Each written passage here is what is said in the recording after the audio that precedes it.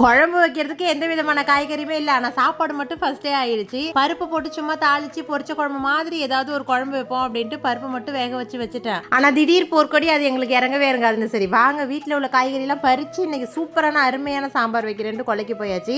ஒரு 2-3 மாசத்துக்கு முன்னாடி முள்ளங்கி நல்ல விளைச்சலா இருந்துச்சு. கடையில் வாங்குற மாதிரி நல்லா பெருசு பெருசா நம்ம மண்ணுக்கு சூப்பராக கிளம்பி இருந்துச்சு. ஆனால் இப்போ முள்ளங்கி வம்சமே நம்ம கொள்ளையில இல்லை. இப்போ போட்டால் முளைக்குமா என்னன்னு தெரியல. இந்த மிளகா கண்ணு மட்டும் நம்ம எப்போதுமே மிளகா மல்லிக்கெல்லாம் மிளகா வாங்குவோம் பாருங்க, அப்பப்போ ஒரு வெரைட்டியான மிளகாவும் கொஞ்சம் விதை எடுத்து அப்படி சும்மா போட்டு அதுலேருந்து நாத்து பறிச்சு வச்சோம். அதனால இப்போ மிளகா மட்டுமே 5 விதமா இருக்கு. அது கூடவே தக்காளியும் நாத்து எடுத்து வச்சதுதான் பெங்களூர் தக்காளி இருக்கும்ல, அதுவுமே சூப்பரா கிளம்பிடுச்சு. அது கூடவே தட்டவரை, முருங்கைக்காய், கீரைத்தண்டு. இதை விட என்ன சாம்பாருக்கு காய்கறி வேணும்? நாங்க வந்து கீரைத்தண்டு போடுவோம் சாம்பாருக்கு, செம சூப்பரா இருக்கும். தண்ணியா இளம் தண்டா இருக்கும். இது வந்து 6 மாச தண்டுன்னு சொல்லுவோம். அந்த வேறு வரைக்குமே நல்லா தோலெல்லாம் கிளீன் பண்ணிட்டு கட் பண்ணி போட்டா மாவு மாதிரியே இருக்கும், நல்லா இருக்கும் சாப்பிட்றதுக்கு. அப்புறம் என்ன சாம்பாருக்கு டக்கடி புக்குடு சாம்பார் தான். கொஞ்சமா எண்ணெய் விட்டு கடுகுலாம் போட்டு கட் பண்ணி வச்சிருக்க வெங்காயம் போட்டு இந்த காயெல்லாம் சேர்த்து நல்லா மிக்ஸ் பண்ணிட்டு உப்பு போட்டு தண்ணி ஊற்றி கொதிச்சதும் நம்ம வச்சிருக்கோம் இல்லையா பருப்பு, அது மிளகாத்தூள் அதெல்லாம் போட்டுட்டு லாஸ்ட்டாக கொஞ்சமாக புளி ஆட் பண்ணிக்கிட்டா சாம்பார் ரெடி. ஒருத்தரும் ஒரு மாதிரி சாம்பார் வைப்பாங்க. நாங்கள் டக்குன்னு சூப்பராக ஈஸியாக வைக்கிறது இந்த சாம்பார் தான். நீங்களும் வேணால் ட்ரை பண்ணி பாருங்க. டாடா.